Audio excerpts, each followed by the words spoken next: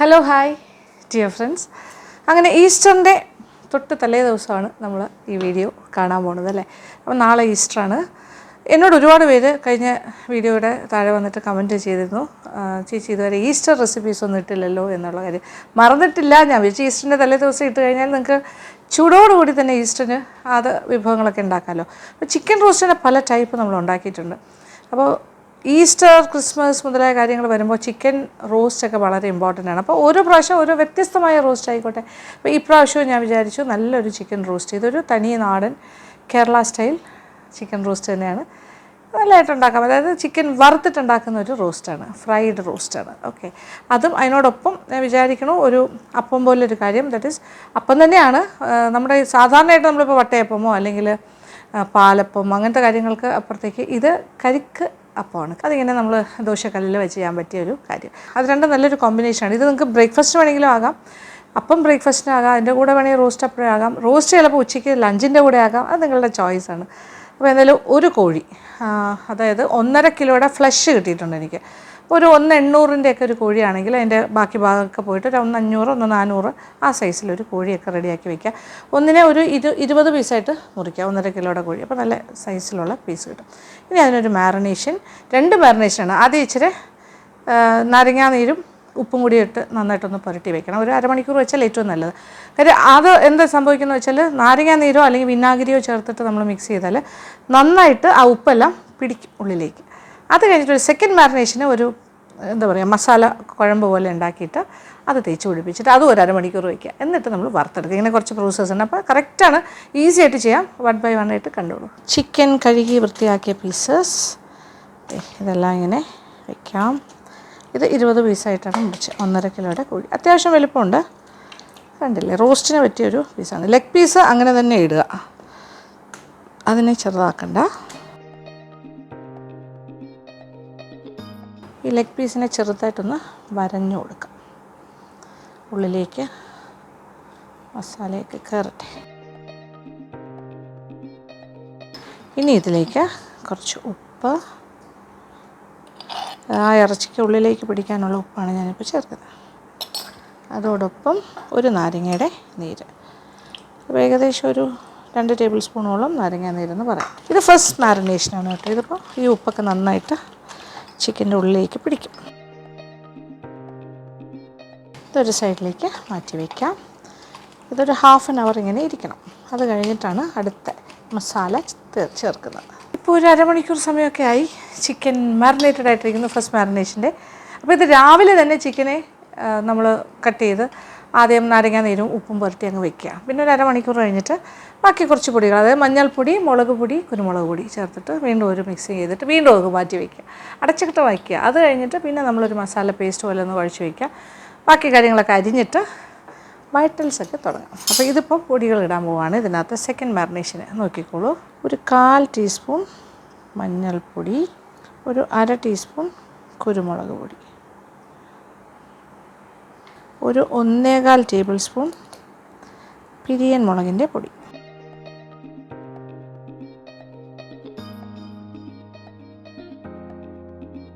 ഇനി വീണ്ടും നന്നായിട്ടൊന്ന് മിക്സ് ചെയ്ത് കൊടുക്കാം.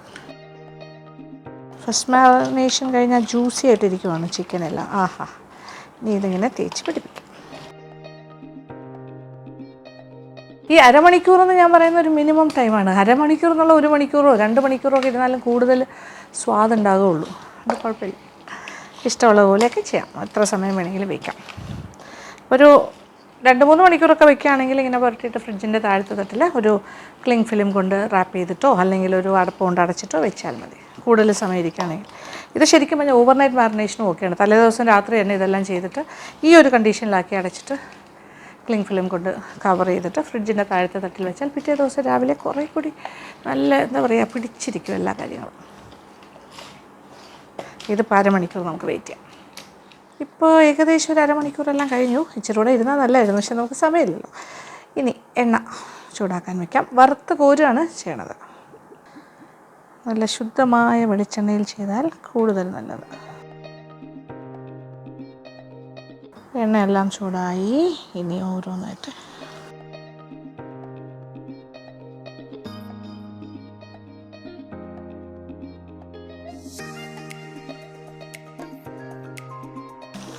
ഒരു 2 പ്രാവശ്യമായിട്ട് വറുത്തെടുക്കാം. ഓക്കെ, ഒരു ഗോൾഡൻ ബ്രൗൺ കളറാകുന്ന പോലെ വറുത്തെടുക്കാം.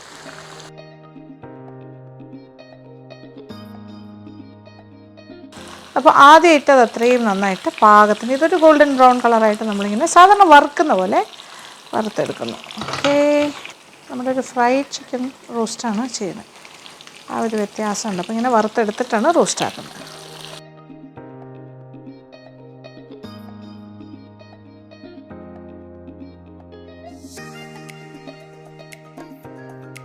പാകത്തിന് മൂത്തിട്ടുണ്ട്, പക്ഷേ ഭയങ്കര ഡ്രൈ ആകാത്ത രീതിയിൽ ഒരു ഗോൾഡൻ ബ്രൗൺ ആയിട്ടാണ് വറുക്കേണ്ടത്. ഡയറക്റ്റായിട്ട് നമ്മളിങ്ങനെ വറുക്കാതെയല്ല ഉണ്ടാക്കുന്നത്. റോസ്റ്റ് ഇസ് ലൈക്ക് ദിസ്, ഈ ഒരു റോസ്റ്റ്. അപ്പോൾ ഇനി ബാക്കി ഇരിക്കുന്ന പീസസും കൂടി ഞാൻ സെയിം എണ്ണയിൽ തന്നെ വറുക്കാൻ പോവാണേ. രണ്ടാമത് വറുക്കാനിട്ട ഫുൾ ചിക്കനും അതേപോലെ തന്നെ ഗോൾഡൻ ബ്രൗണായി. അതും കൂടി ആയിക്കഴിഞ്ഞാൽ ഇനി നമുക്ക് റോസ്റ്റിൻ്റെ സെക്കൻഡ് പാർട്ട്.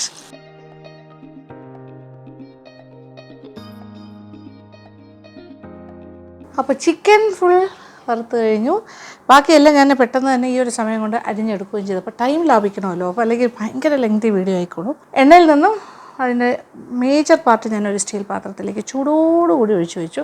അപ്പോൾ അതിൻ്റെ അടിഭാഗത്ത് ഇതിൻ്റെ അരപ്പൊക്കെ കുറച്ച് മുരിഞ്ഞ് കിടക്കുന്നുണ്ട്, അത് കിടന്നോട്ടെ.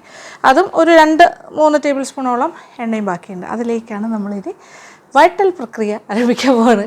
ഇഞ്ചി, വെളുത്തുള്ളി, പച്ചമുളക്, പിന്നെ സവാള, ടൊമാറ്റോ, ഇങ്ങനത്തെ കാര്യങ്ങൾ തുടങ്ങാം ചൂടോടുകൂടി തന്നെ. അപ്പോൾ ഇത് ഫ്രൈ ചെയ്തിട്ട് ചെയ്യുന്ന റോസ്റ്റാണ് ഈ ചിക്കൻ റോസ്റ്റ്. എണ്ണയ്ക്ക് ഓൾറെഡി നല്ല ചൂടായിട്ട് കിടക്കുകയാണ്. അതിൻ്റെ കൂടെ നമ്മൾ ബാക്കി കാര്യങ്ങളെല്ലാം ചേർക്കാൻ പോകും. വെളുത്തുള്ളി ഇത് ഏകദേശം ഒരു 2.5 ടേബിൾ സ്പൂൺ ഉണ്ട്. അതുപോലെ തന്നെ ഇഞ്ചി ചെറുതായി അരിഞ്ഞത് അതും ഒരു 2.5 ടേബിൾ സ്പൂൺ. പിന്നെ ഒരു 2 ടേബിൾ സ്പൂണോളം പച്ചമുളക് അരിഞ്ഞത്, അതൊരു 3 വലിയ പച്ചമുളക് അരിഞ്ഞാൽ കറക്റ്റായിരിക്കും. ആദ്യത്തെ സോട്ടിങ് ഇങ്ങനെ ആവട്ടെ. ഇതിനകത്ത് ആ ഇറച്ചിയുടെ പൊടിയൊക്കെ ആയിട്ടോ കിടക്കുന്നത്. അപ്പോൾ ഇത് ഈ എണ്ണ എന്ന് പറഞ്ഞാൽ ഇറച്ചിയുടെ ടേസ്റ്റ് കംപ്ലീറ്റ് ചിക്കൻ്റെ ടേസ്റ്റ് ഇറങ്ങിയ മസാലയുടെയൊക്കെ ടേസ്റ്റ് ഇറങ്ങിയ എണ്ണയാണ്. അപ്പോൾ അതിന് ടേസ്റ്റ് കൂടും. അപ്പോൾ ഫൈനൽ റിസൾട്ട് ഗംഭീരമാകും. ഇതൊന്ന് വാടി തുടങ്ങിയിട്ട് നമുക്ക് സവാളയും കൂടി ചേർക്കാം. സവാള ചെറിയ സൈസ് സവാളയാണെങ്കിൽ ഒരു 6 എണ്ണം വരെ ചേർക്കാം. മീഡിയം സൈസും ചെറുതും എല്ലാം കൂടി ചേർന്ന് 6-7 ഒക്കെ എടുക്കാം. കപ്പളവ് പറയാനാണെങ്കിൽ 6 കപ്പോളം സവാള അരിഞ്ഞത് എടുക്കാം. 5 to 6. ഇത് പെട്ടെന്ന് തന്നെ മൂത്ത് കിട്ടും. എണ്ണയ്ക്ക് നല്ല ചൂടാണ്. സവാളയും കൂടി ചേർക്കുന്നു. കുറച്ച് കൂടുതൽ സവാളയാണ് നമ്മൾ ചേർക്കുന്നത്, കാര്യം ഇതിനൊരു ബോഡി വേണമല്ലോ, കുറച്ച് വോളിയം. ഇതെല്ലാം കൂടി കുഴഞ്ഞിരിക്കാനായിട്ട് ആവശ്യത്തിന് സവാള വേണം. മസാല അരപ്പൊക്കെ വേണ്ടേ, അതുകൊണ്ടാണ് സവാള ഇങ്ങനെ ചേർക്കുന്നത്. ഹാഫ് സ്ലൈസസ് ആയാലും കുഴപ്പമില്ല. ഇതിപ്പോൾ ഞാൻ ഫൈനലി ചോപ്ഡ് പോലെയാണ് മുറിച്ചിരിക്കുന്നത്. ഇതും കൂടി ഒന്ന് ഒരു ബ്രൗണായി തുടങ്ങണം. കളറൊക്കെ മാറി നന്നായിട്ട് ആയി വരണം. ഓക്കെ, ആഹാ നല്ല മണം, നൈസ്. ഇത് എളുപ്പമല്ലേ? എന്ത് എളുപ്പമാണ് ചിക്കൻ വറുത്ത്. നമ്മൾ സാധാരണ ചിക്കൻ ഫ്രൈ ചെയ്യണ പോലെ ചിക്കൻ ഫ്രൈ ചെയ്ത് മാറ്റി. പിന്നെ അതേ ഇപ്പോൾ കാര്യങ്ങളൊക്കെ വഴറ്റി തുടങ്ങി. ഇതും പെട്ടെന്നാകും. ടൊമാറ്റോ 2 എണ്ണം ഞാൻ സ്ലൈസ് ചെയ്ത് വെച്ചിട്ടുണ്ട്, ഹാഫ് സ്ലൈസസ്. പിന്നെ ഇതിൽ ചേർക്കാൻ പോണേ വീണ്ടും കുറച്ച് പൊടികളൊക്കെ ചേർക്കും, എന്നാലല്ലേ ആവശ്യത്തിന് എരിവുണ്ടാവുള്ളൂ. പെട്ടെന്ന് തന്നെ ആകും. അപ്പോൾ ചിക്കൻ തനി നാടൻ റോസ്റ്റ്. ഇനി ഇതൊരു സൈഡിൽ നടക്കുന്നു. ഇനി അതിനോടൊപ്പം നമുക്ക് വേറൊരു കാര്യം കൂടി ഉണ്ട്. ഞാൻ കരിക്കപ്പത്തിൻ്റെ കാര്യം പറഞ്ഞില്ലേ, അപ്പോൾ കരിക്കപ്പം ഉണ്ടാക്കണം. അതിന് 1 കപ്പ് പച്ചരിയാണ് ഞാൻ വെള്ളത്തിലിട്ടിരിക്കുന്നത്. അത് കുതിർന്ന് റെഡി ആയിരിക്കുന്നുണ്ട്. പിന്നെ ഒരു വലിയ കരിക്കാണെങ്കിൽ 1 എണ്ണം, അല്ലെങ്കിൽ 2 ചെറിയ കരിക്ക, അതിനകത്തുള്ള പീസസ്, ഇതൊക്കെ ഇവിടെ റെഡിയാണ് കേട്ടോ. പിന്നെ ആ കരിക്കിൻ്റെ വെള്ളം എടുത്ത് വെച്ചിട്ടുണ്ട്, ആവശ്യാനുസരണം നമുക്ക് ഉപയോഗിക്കാം. അപ്പോൾ ഇതൊരു സൈഡിലിങ്ങനെ ആയിക്കൊണ്ടിരിക്കും. ഓക്കെ, സവാളയുടെ നിറമൊക്കെ മാറി ഇപ്പോൾ എല്ലാം ചുരുങ്ങി ഒരു ബ്രൗൺ കളറായി കഴിഞ്ഞു, ഗോൾഡൻ ബ്രൗൺ. ഇനിയാണ് വീണ്ടും നമ്മൾ കുറച്ച് പൊടി ഇടാൻ പോകുന്നു. ഇനി ഇടുന്ന പൊടി എന്ന് പറഞ്ഞാൽ എഗെയിൻ കുറച്ച് മഞ്ഞൾപ്പൊടി, ഒരു 1/4 ടീസ്പൂൺ. ഇനി മുളക് പൊടി, ബിരിയാണി മുളകിൻ്റെ പൊടി 1 ടേബിൾ സ്പൂൺ. 1 ടീസ്പൂൺ മതി, 1 ടീസ്പൂൺ മാത്രം മല്ലിപ്പൊടി, ജസ്റ്റ് 1 ടീസ്പൂൺ. എല്ലാം കൂടി ഒന്ന് മിക്സ് ചെയ്യാം. ഇനി കുറച്ച് ഉപ്പ്. ചിക്കനിലൊക്കെ നമ്മൾ കുറച്ച് ഉപ്പെല്ലാം ചേർത്തിട്ടാണ് വറുത്തിരിക്കുന്നത്, എങ്കിലും അരപ്പിന് ഉപ്പ് വേണമല്ലോ. ആഹാ നല്ല മണം. ഇനി ഗരം മസാലപ്പൊടി 1 ടീസ്പൂൺ ചേർക്കുക. എല്ലാം കൂടി ചേർന്നാണ് ഗരം മസാല, നമ്മുടെ home made garam masala powder. ആഹാ, നല്ല മണം, രക്ഷയില്ല. എല്ലാം മൂത്ത് പാകത്തിന് മസാലയുടെ എല്ലാം പച്ചച്ച് വയ്ക്കും. അത് ഇനി ടൊമാറ്റോ 2 എണ്ണം. ഇനി ടൊമാറ്റോ കൂടെ ഒന്ന് നന്നായിട്ട് കുഴഞ്ഞ് ഇതിനകത്തേക്ക് ഒരു കുഴമ്പ് പോലെ ആയി വരും. പണി ഇപ്പോൾ ഏതാണ്ട് കഴിയാറ്. ഇനി നമുക്ക് കുറച്ച് കറിവേപ്പില ഇടണം. ഫ്രിഡ്ജിൽ നിന്ന് എടുത്തിട്ട് വരാം. എല്ലാം കഴുകി ഫ്രിഡ്ജിൽ വെച്ചിരിക്കുവാണ്. ആവശ്യാനുസരണം.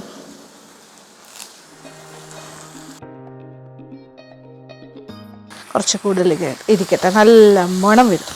ആഹാ, നാടൻ മണം എന്ന് പറഞ്ഞാൽ കറിവേപ്പില, വെളിച്ചെണ്ണ മസ്റ്റാണ്. നമ്മുടെ നാടൻ മണത്തിൻ്റെ സീക്രറ്റ്സ് അതൊക്കെയാണ്. കൊച്ചുള്ളി, ഇതെല്ലാം നാടൻ്റെ ഐഡൻറ്റിറ്റിയാണ്. ഉപ്പിച്ചിലൂടെ ചിലപ്പോൾ വേണ്ടി വരും, നോക്കിയിട്ട് ചേർക്കാം. ഇച്ചിരി ഉപ്പും കൂടി ചേർക്കുന്നു.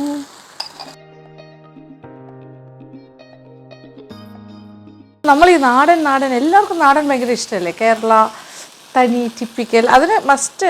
അപ്പോൾ ആരുണ്ടാക്കിയാലും വെളിച്ചെണ്ണയും കറിവേപ്പിലയും പിന്നെന്താ കൊച്ചുള്ളിയൊക്കെ ധാരാളമായിട്ട് ചേർത്തിട്ട് ചെയ്യുകയാണെങ്കിൽ നല്ലൊരു സ്വാദ് ഉണ്ടാവും. അതൊക്കെയാണ് അതിൻ്റെ ഒരു ചെറിയ പ്രധാന ചേരുവകൾ എന്ന് പറയാം. ഇതിപ്പോൾ ടൊമാറ്റോ ഒന്ന് വെന്ത് കുഴയുന്നൊരു സമയം അത്രേ ആവശ്യമുള്ളൂ. ഇവിടെ മസാല, ഇത് പൊതിഞ്ഞിരിക്കാനുള്ള മസാലയാണ് ഇപ്പോൾ റെഡിയാക്കിക്കൊണ്ടിരിക്കുന്നത്. ആഹാ, ഇതൊക്കെ നമ്മൾ ഹോട്ടൽസിലൊക്കെ പോകുമ്പോൾ ചില നല്ല എന്താ പറയുക ഭയങ്കര പേരുള്ള ചെറിയ കടകളില്ല, വലിയ ഹോട്ടലല്ല ഞാൻ പറയുന്നത്, കുഞ്ഞ് കടകൾ, സ്മോൾ ഈറ്ററീസ്, റെസ്റ്റോറൻറ്റ്സ്, ചിലപ്പോൾ ഭയങ്കര പേര് കേട്ടായിരിക്കും. നമ്മൾ തനി നാടനായിട്ടുള്ള കുറച്ച് കാര്യങ്ങളൊക്കെ അവരുടെ ഭയങ്കര നല്ല റോസ്റ്റ് ഇങ്ങനത്തെ കാര്യങ്ങളൊക്കെ, പ്രത്യേകിച്ച് പറഞ്ഞപ്പോൾ കുട്ടനാട് സൈഡോ അങ്ങനെയൊക്കെ പോകുമ്പോൾ അങ്ങനെയൊക്കെ വരുമ്പോൾ അവരെല്ലാം ചെയ്യുന്നൊരു മെത്തേഡ് ഇങ്ങനെയാണ്. ഈ ഒരു സ്റ്റൈലിലൊക്കെ ആയിരിക്കും ചെയ്യുന്നത്. ഈ ഒരു കണ്ടീഷനായല്ലോ. ഇനി നമ്മളൊരു പ്രധാനപ്പെട്ടൊരു കാര്യം ചേർക്കാൻ പോകും. അത് ഇതിൻ്റെ മറ്റൊരു സീക്രട്ട് എന്താ പറയുക ഇൻഗ്രീഡിയൻ്റാണ്. അതായത് ടൊമാറ്റോ സോസ്. അതും കൂടി ചേർക്കാം. അപ്പോൾ തനി നാടൻ എന്ന് പറയുമ്പോഴും നമ്മളതിൽ കുറച്ചൊരു മിക്സിങ് ഉണ്ട്. കാര്യം അല്ലെങ്കിൽ അത് ടൊമാറ്റോ അരച്ച് ചേർക്കണം പ്യൂറിയായിട്ട്. അതിന് പകരം സോസ് ചേർക്കുകയാണെങ്കിൽ കുറച്ചുകൂടെ അതിൻ്റെ ഒരു ടേസ്റ്റ് ബെറ്ററാകും. 3 tablespoon tomato sauce. Tomato sauce ചേർക്കുന്നത് കൊണ്ടാണ് ഞാൻ 2 ടൊമാറ്റോ മാത്രം ചേർത്തത്. ഇപ്പം നോക്കിയേ എന്തായി, നല്ലൊരു കുഴമ്പ് പാകമായില്ലേ എല്ലാം.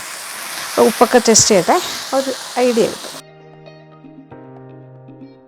Okay, good.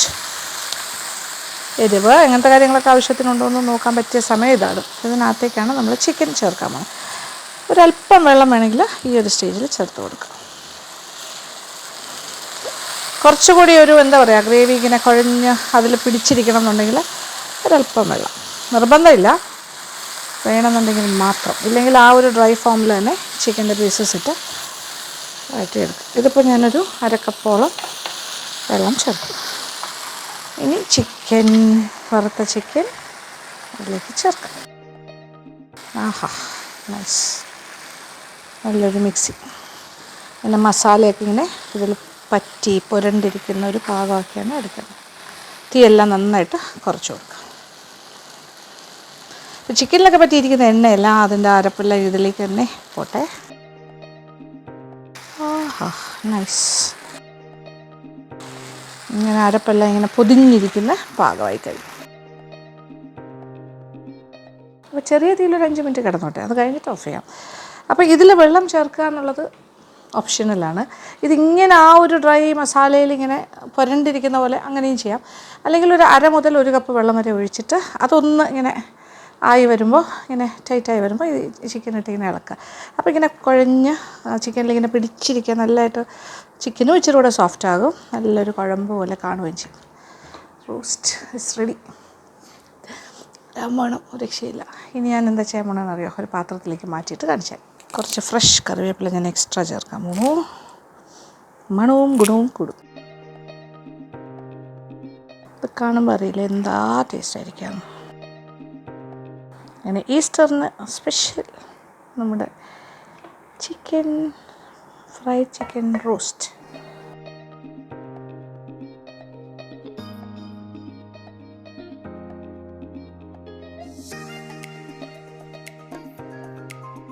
ലെഗ് പീസിനെ ഞാൻ അവസാനത്തേക്ക് വെച്ചിരിക്കുമായിരുന്നു. ഏറ്റവും മുകളിൽ വയ്ക്കാമല്ലോ, കാണാൻ നല്ല ലുക്കാണ്. അയ്യോ എന്താ മണം, രക്ഷയില്ല.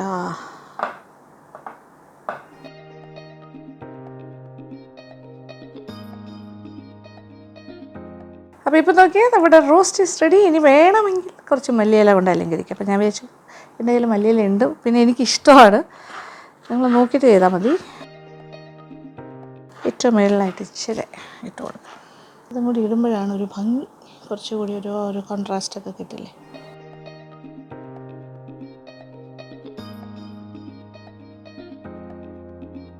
ചിക്കൻ റോസ്റ്റ്, ഇത് തനിനാടൻ ഫ്രൈഡ് ചിക്കൻ റോസ്റ്റ്. ഇപ്രാവശ്യത്തെ ഈസ്റ്ററിന്, ദാറ്റ് ഈസ് ടുമോറോ, നാളെ നിങ്ങൾക്ക് ചെയ്ത് നോക്കാൻ പറ്റിയ ഒരു ഐറ്റമാണ്. അപ്പോൾ ഇത് ലഞ്ചിന് വേണമെങ്കിൽ ഉണ്ടാക്കാം. ഇതിൻ്റെ കൂടെ നമുക്കിപ്പോൾ എന്തെങ്കിലും ഏതെങ്കിലും ടൈപ്പ് റൈസ്, ഇപ്പോൾ ഫ്രൈഡ് റൈസ് പോലെയോ, നമ്മുടെ ചൈനീസ് അല്ല പുലാവ് സ്റ്റൈലിൽ അങ്ങനെ ചെയ്യാം, അല്ലെങ്കിൽ പ്ലെയിൻ റൈസിൻ്റെ കൂടെ ചെയ്യാം, സാധാരണ ചോറ് റോസ്റ്റ് അങ്ങനെ ചെയ്യാമല്ലോ, അങ്ങനെ ചെയ്യാം. പിന്നെ വേറെ എന്തെങ്കിലുമൊക്കെ, ഇപ്പോൾ ബിരിയാണി ഉണ്ടെങ്കിലും അതിൻ്റെ കൂടെ നമുക്കൊരു ചിക്കൻ റോസ്റ്റ് ആവുമല്ലോ, mutton biryani with chicken roast, അങ്ങനെ ഒരു കോമ്പിനേഷനാണ്. ഫെസ്റ്റിവൽ അല്ലേ, ഈസ്റ്റർ എന്നൊക്കെ പറയുമ്പോൾ നല്ല ഒരു ഫീസ്റ്റല്ലേ വേണ്ടത്. പിന്നെ രാവിലത്തേക്ക് വേണ്ടിയിട്ട് ഇപ്പോൾ രാവിലെ നമുക്ക് റോസ്റ്റ് കഴിക്കണമെന്നുണ്ടെങ്കിൽ ആകാം. പിന്നെ സാധാരണയായിട്ട് അപ്പം, സ്റ്റ്യൂ, അല്ലെങ്കിൽ ചിക്കൻ കുറുമ, അല്ലെങ്കിൽ ആ ഒരു സ്റ്റൈലിൽ മപ്പാസ്, ബീഫ് മപ്പാസ്, അങ്ങനെയൊക്കെയല്ലേ എല്ലാവരും ഇഷ്ടപ്പെടുന്നത്. ഇതൊരു സൈഡിലേക്ക് മാറ്റി വെക്കാം. ഞാൻ അപ്പം കൂടി ഉണ്ടാക്കിയിട്ട് ടേസ്റ്റ് ചെയ്ത് കാണിച്ചു തരാം. ഓക്കെ, അപ്പോൾ നമുക്ക് അപ്പത്തിന് അരയ്ക്കാം. ഇത് അരച്ചുണ്ടാക്കുന്ന കരിക്കപ്പം.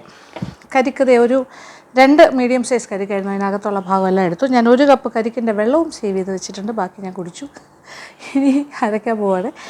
അതിൽ ഒരു 4-5 കൊച്ചുള്ളി, പിന്നെ ഒരു 1/2 ടീസ്പൂൺ ജീരകം, കരിക്കിൻ്റെ അകത്തെ ആ കാമ്പും പച്ചരി ചേർത്തിട്ടാണ് അരച്ചെടുക്കുന്നത്. 1 ടേബിൾ സ്പൂൺ പഞ്ചസാര, പിന്നെ ആവശ്യത്തിന് ഉപ്പ് നമുക്ക് പിന്നെ ചേർക്കാം. ഇതിലിപ്പോൾ കരിക്കിൻ്റെ പീസസും ഉള്ളി നമുക്ക് ഒരു സെക്കൻഡ് ഹാഫിൽ ചേർക്കാം. ഇപ്പോൾ ആദ്യം കരിക്ക്, ഇതങ്ങനെ ഭയങ്കര ഫൈനായിട്ട് അരയണ്ട, തരിതരിപ്പായിട്ടാണ് അരച്ചെടുക്കേണ്ടത്. 1 ടേബിൾ സ്പൂൺ പഞ്ചസാര. ഇത് ആദ്യം 1 അടി അടിക്കാം, അത് കഴിഞ്ഞിട്ട് നമുക്ക് ജീരകവും കൊച്ചുള്ളിയും കൂടി ചേർത്തിട്ട് വീണ്ടും അരയ്ക്കാം. ടെക്നിക്സ് അങ്ങനെ ചെയ്താൽ മതി. ഇനി നമുക്കൊരു കാര്യം ചെയ്യാം, ജീരകവും കൊച്ചുള്ളിയും കൂടി ചേർക്കാം. ഇതിപ്പോൾ ഇങ്ങനെ ആയിട്ടുണ്ട്. ഒരു 4-5 കൊച്ചുള്ളിയും എല്ലാം കൂടി തരിതരിപ്പായിട്ട് അരച്ചെടുക്കാം. ഒരു 1/2 ടീസ്പൂൺ, 1/4 മുതൽ 1/2 ടീസ്പൂൺ നല്ല ജീരകം. ഇതൊക്കെ ഓപ്ഷനലാണ്, ഇത് വേണ്ടാന്നുണ്ടെങ്കിൽ ചേർത്തില്ലെങ്കിലും കുഴപ്പമില്ല.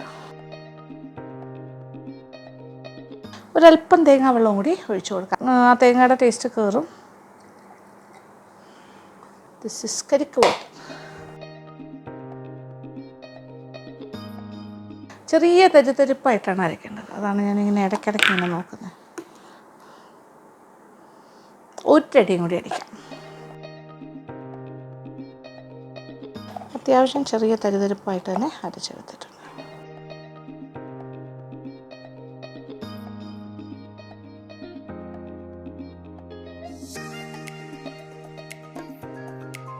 കരിക്കിൻ്റെ വെള്ളം ഒഴിച്ചിട്ട് ഇതിനകം ഒന്ന് കഴുകി ഈ ബൗളിനകത്തുള്ളതും കൂടി അതിനകത്തേക്ക് ചേർക്കാം.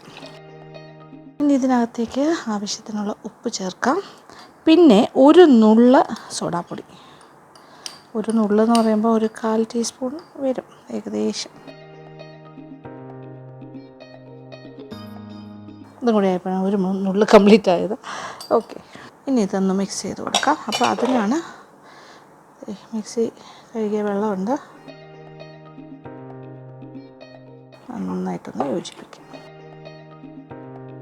ആ കരിക്കിൻ്റെയാണ് തരിയായി കിടക്കുന്നത്, എല്ലാം ഒരു തരിതരിപ്പായിട്ടില്ല ഞാൻ അരച്ചത്. അപ്പോൾ ഇതിൻ്റെ കൺസിസ്റ്റൻസി അഡ്ജസ്റ്റ് ചെയ്യാനായിട്ട് കരിക്കിൻ്റെ വെള്ളം ഒഴിച്ചു കൊടുത്താൽ മാത്രം മതി. ഒരല്പം കൂടി കരിക്കിൻ്റെ വെള്ളം ഒഴിക്കാം.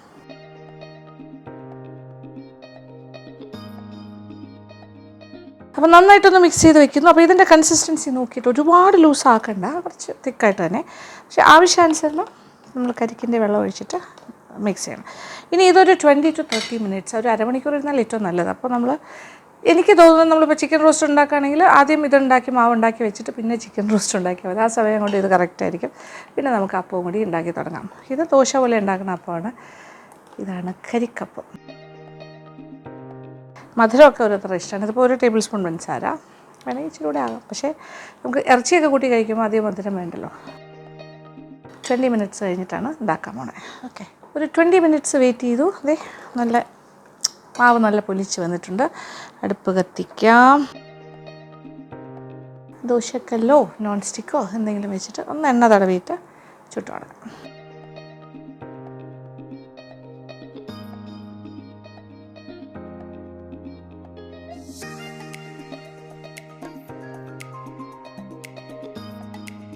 അപ്പത്തിലിങ്ങനെ ഹോളൊക്കെ വന്ന് തുടങ്ങി. ഇത് നമുക്ക് തിരിച്ചിടണം. അത് നമ്മൾ ഈ സ്റ്റൈലിലാണ് തിരിച്ചിട്ടിട്ടാണ് ചെയ്യുന്നത്, 2 സൈഡും. ആയിക്കഴിഞ്ഞു.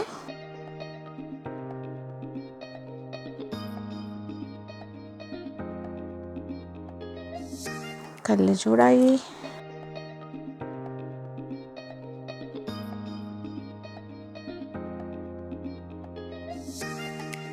ഇനി ഇതിലിങ്ങനെ ഹോൾസൊക്കെ വരും. എന്നിട്ട് നമ്മളത് തിരിച്ചിടും. നല്ല സോഫ്റ്റായിട്ടുള്ള അപ്പം തന്നെയായിരിക്കും. നല്ലതായിട്ട് ചെയ്യാം.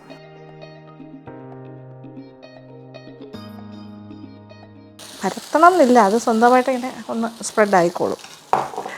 അപ്പോൾ ഇങ്ങനെ ഹോൾസ് ഇങ്ങനെ വരും. അത് എന്നിട്ട് തിരിച്ചിട്ടിട്ട് പെട്ടെന്ന് തന്നെ എടുക്കാം. അപ്പോൾ ഇതൊരു ദോശ പോലെ വിചാരിക്കും. കരിക്കപ്പം സോഫ്റ്റ്, നല്ല കരിക്കിൻ്റെ ആ ടേസ്റ്റോടു കൂടിയായിരിക്കും കഴിക്കാൻ പറ്റും. ഇനി സോഡാപ്പൊടി ചേർക്കാതെ വേണമെങ്കിലും ചെയ്യാം.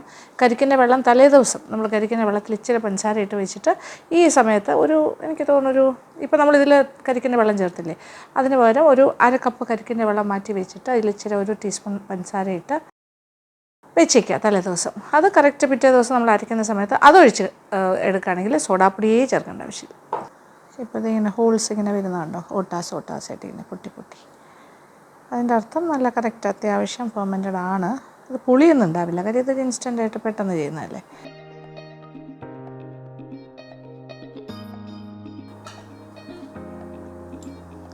സോഫ്റ്റ്.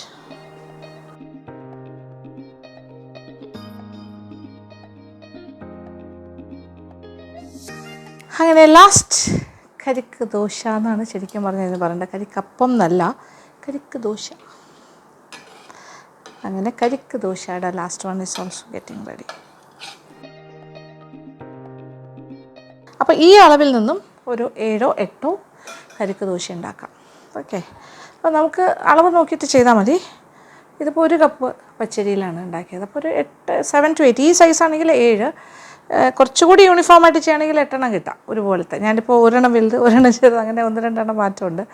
അപ്പോൾ ടോട്ടൽ ഒരേ പാറ്റേൺ ആണെങ്കിൽ ഒരു 8 വരെ കിട്ടും. അപ്പോൾ നമുക്ക് 16 വേണമെങ്കിൽ 2 കപ്പ് റൈസിൽ ഉണ്ടാക്കിയാൽ മതി, പച്ചരിയിൽ. അപ്പോൾ ഇതൊരു കരിക്ക് ദോശയാണ്. ഇത് നല്ലൊരു അപ്പത്തിനെ പോലെ തന്നെ നമുക്ക് കഴിക്കാൻ പറ്റിയതാണ്. നമ്മൾ സാധാരണ ഒരു തട്ട് ദോശ ഉണ്ടാക്കി കഴിക്കുന്നതിനെക്കാട്ടിലും ടേസ്റ്റാണ്. ഇതിനൊരു അപ്പത്തിൻ്റെയും ദോശയുടെയും കൂടി ഒരു കോമ്പിനേഷൻ, ആ ടൈപ്പ്. അതും നമുക്ക് രാവിലെ ബ്രേക്ക്ഫാസ്റ്റിന് വേണമെങ്കിൽ ഈസ്റ്റർ ദിവസം ഉണ്ടാക്കാവുന്നതാണ്. ഇതിൻ്റെ കൂടെ ചിക്കൻ സ്റ്റൂവോ മട്ടൺ സ്റ്റൂവോ അല്ലെങ്കിൽ മുട്ടക്കുറുമയോ എന്തെങ്കിലുമൊക്കെ വെച്ച് കഴിക്കാൻ പറ്റും. പിന്നെ ഈസ്റ്റർ അല്ലേ, അപ്പോൾ അതുകൊണ്ട് ആ രീതിയിൽ ഇപ്പോൾ ഒരു ബീഫ് കുറുമ, ബീഫ് സ്റ്റൂ അങ്ങനെയൊക്കെ വെച്ചിട്ടും കഴിക്കാം, എങ്ങനെ വേണമെങ്കിലും. അപ്പോൾ ഇതുപോലെ ഉണ്ടാക്കി നോക്കാം. ഓക്കെ, അപ്പോൾ ഇതൊരു കാര്യം. പിന്നെന്താ പറയുക, ഇനിയിപ്പോൾ ഞാൻ ടേസ്റ്റ് ചെയ്യട്ടെ. നമ്മുടെ ഫ്രൈഡ് ചിക്കൻ റോസ്റ്റ് ഇങ്ങനെ റെഡി ആയിരിക്കുകയാണ്. അപ്പോൾ അതും കൂടി എടുത്തിട്ട് ഞാൻ സൂക്ഷിച്ചൊരു സ്ഥലത്ത് അടച്ചു വെച്ചിരിക്കുകയാണ്. ഇനി നമ്മുടെ ടേസ്റ്റിംഗ് റൗണ്ട്. ഞാനൊരു ദോശ എടുക്കുന്നു, ദാറ്റ് ഈസ് നമ്മുടെ കരിക്ക് ദോശ. ചിക്കൻ റോസ്റ്റ് ഞാനൊരു ചെറിയ പീസ് എടുക്കണുള്ളൂ.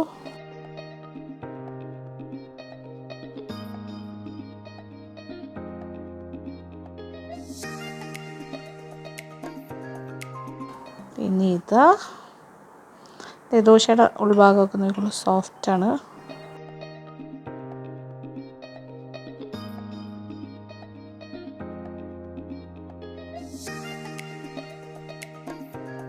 ഒരു പീസും കൂടി ഉണ്ട്. ഓക്കെ,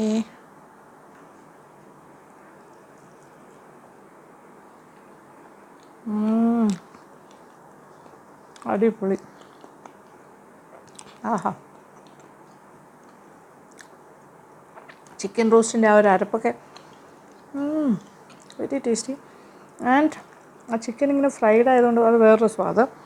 ആൻഡ് നമ്മുടെ കരിക്ക് ദോശയാണെങ്കിൽ ഞാൻ കരിക്കപ്പം എന്ന് പറയും, കരിക്ക് ദോശ എന്ന് പറയും. എന്തെങ്കിലും കരിക്ക് ദോശയാണെങ്കിലും ഭയങ്കര ടേസ്റ്റ്, സോഫ്റ്റ്, പുളിയൊന്നും ഇല്ലല്ലോ, ഭയങ്കര ടേസ്റ്റി ആയിട്ട് നമുക്ക് കഴിക്കാം. അടിപൊളി കോമ്പിനേഷനാണ്, ഉണ്ടാക്കി നോക്കണം. ഓക്കെ, ഞാൻ ടേസ്റ്റിങ്ങിന് വന്ന ആളാണ്, കഴിച്ചുകൊണ്ടേ ഇരിക്കുന്നു. കഴുകിയിട്ട് വരാം. അപ്പോൾ ഇപ്രാവശ്യത്തെ ഈസ്റ്ററിന് നമ്മുടെ LN വ്ളോഗ്സ് ഫാമിലി മെമ്പേഴ്സിൽ ആർക്കെങ്കിലും ഒക്കെ ഇത് ഉണ്ടാക്കാൻ തോന്നുകയാണെങ്കിൽ തീർച്ചയായിട്ടും ഉണ്ടാക്കണം കേട്ടോ. പിന്നെന്താ പറയേണ്ടത്, ഈ ഒരു എക്സലൻ്റാണ്, തനി നാടൻ നമ്മുടെ കേരളത്തിൻ്റെ തനതായ രുചിയാണ്, ഉണ്ടാക്കാൻ എളുപ്പമാണ്, ചെയ്ത് നോക്കാമെന്നുള്ള കാര്യമേ ഉള്ളൂ. അപ്പോൾ ഈസ്റ്റർ എന്ന് പറയുമ്പോൾ നിങ്ങൾ കുറേ ദിവസത്തെ നോയമ്പൊക്കെ കഴിഞ്ഞിട്ടുള്ള ഒരു ആഘോഷമാണല്ലോ, ഉയർത്തെഴുന്നേൽപ്പിൻ്റെ ആഘോഷമാണ്. അപ്പോൾ അതുകൊണ്ട് തന്നെ മനസ്സിന് ഒരുപാട് സന്തോഷം. കുറേ ദിവസങ്ങളായിട്ട് നിങ്ങളുടെ ഒരു എന്താ പറയുക, നോയമ്പെന്ന് പറയുന്നത് നല്ലൊരു സിസ്റ്റം തന്നെയാണ് ശരിക്കും പറഞ്ഞാൽ. അപ്പോൾ ആ ഒരു ഇത് കഴിഞ്ഞിട്ട് ഇപ്പോൾ ദുഃഖ വെള്ളിയാഴ്ചയൊക്കെ കഴിഞ്ഞിട്ട് പെസഹ വ്യാഴാഴ്ച ഇതെല്ലാം കഴിഞ്ഞിട്ട് ഇപ്പോൾ നമ്മുടെ ഒരു ആഘോഷ ദിവസമാണ്. അപ്പോൾ എല്ലാവരും വീട്ടിലുണ്ടാവും, ബന്ധുമിത്രാദികളൊക്കെ ഇല്ലേ, അങ്ങനെയല്ലേ. അപ്പോൾ എന്തായാലും അതിൻ്റെ ഭാഗമാകാൻ പറ്റി എന്നുള്ളത് തന്നെ വലിയ സന്തോഷം. അപ്പോൾ നാളെയാണ് നിങ്ങളുടെ സെലിബ്രേഷൻ വരുന്നത്. നമ്മൾ ഞാനിപ്പോൾ ഇന്ന് സത്യത്തിൽ തലേ ദിവസമാകുമ്പോൾ നിങ്ങൾക്ക് കുറച്ചുകൂടി ഈസി ആയിരിക്കും. അപ്പോൾ നാളെ ഇതിൽ ഏതെങ്കിലും ഒരു റെസിപ്പിയാണ് നിങ്ങൾ ചെയ്യുന്നതെങ്കിൽ അതിനാവശ്യമുള്ള സാധനങ്ങൾ എന്തെങ്കിലും കുറവുണ്ടെങ്കിൽ വാങ്ങി വെക്കാമല്ലോ. അപ്പോൾ അങ്ങനെ ചെയ്യാം. ഓക്കെ, അപ്പോൾ എന്തായാലും അഡ്വാൻസ് ആയിട്ട് എല്ലാവർക്കും ഒരു ഹാപ്പി ഈസ്റ്റർ. അപ്പോൾ എല്ലാ ഈസ്റ്റർ ആശംസകൾ. എല്ലാവരും സന്തോഷിച്ച് നല്ല ഹാപ്പി ആയിട്ട് ഈ ഒരു ഈസ്റ്ററും നിങ്ങൾ ആഘോഷിക്കുക. Okay, thank you so much. പിന്നെ ഇത് ഇഷ്ടപ്പെട്ടു തന്നെ ഞാൻ വിചാരിക്കട്ടെ. അപ്പോൾ കമൻറ്റ് ബോക്സിലേക്ക് വരിക. Thank you so much. Thank you for watching and keep on watching Lakshmi Nair vlogs. Love you all.